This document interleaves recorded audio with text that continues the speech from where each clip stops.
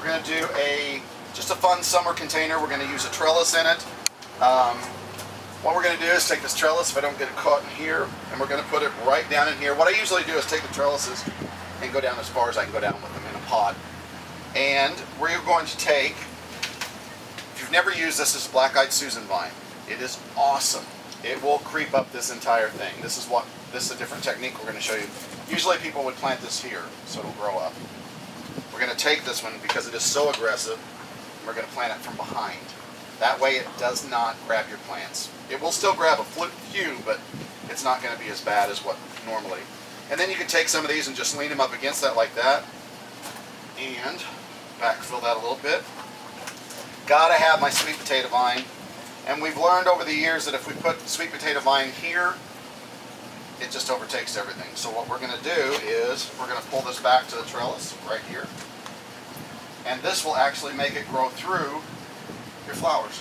So it'll give you nice coverage all over the pot. When you plant it, we had a mistake one year. We planted it on both sides. Well, it looked like big Mickey Mouse ears as soon as the planters were done. It was really obnoxious looking. So this is going to be just a fun planter. We'll bring in some osteospermums. These are great. A lot of people won't use these just because you have to deadhead, but they are a gorgeous flower. They'll give you a little bit of height. We're going to bring that in right here. Do you just cut those off when they finally die? Yeah, just go ahead and you can actually cut them off or pinch them off right at the base, right, Megan? Mm-hmm. And they will keep blooming forever for you. And we're going to use some foolproof vinca. We've got a hot summer coming up, so you want to make sure you do that. And what I do is I just kind of go from side to side and see where I want to put stuff. We will put the vinca right here.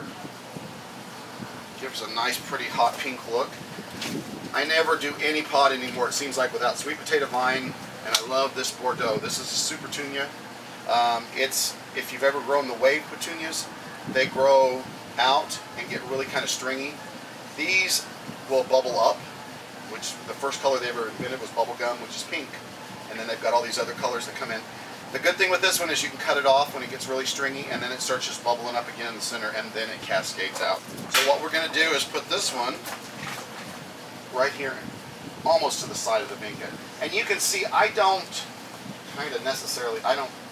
start with the center and work out. Sometimes I do, but it just depends on what I'm working with. When I'm working with flowers like this, I usually just start wherever I want to give some height.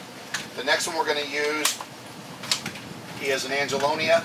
This is gorgeous because it loves the sun, loves the heat, and it does its best when it's really, really hot. And it's going to give you about 12 to 14 inches of height. We do have some cascading this year in this. That's really, really pretty.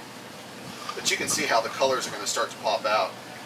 And I am guilty of overpacking my containers, but I'm old. I don't want to see them grow. I know they're going to grow, so I want instant wow. So I don't want to wait. Is that the miniature?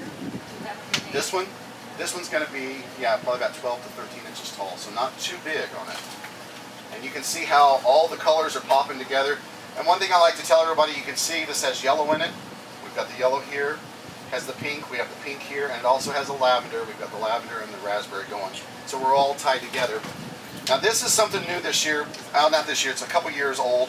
It's Purple Magic Verbena. Loves the heat, loves the sun, and always blooms. And the best thing you can do for this when you're working with a project like this, if it gets really long and looks like it's really struggling, go in and cut it back as short as this. And what we're going to do is I'm going to step up here real quick and we're going to plant that in.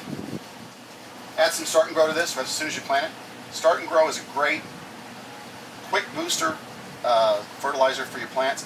It also will last up to 8 to 12 weeks. You don't have to do it again for 8 to 12 weeks. So it makes it a really, really good container.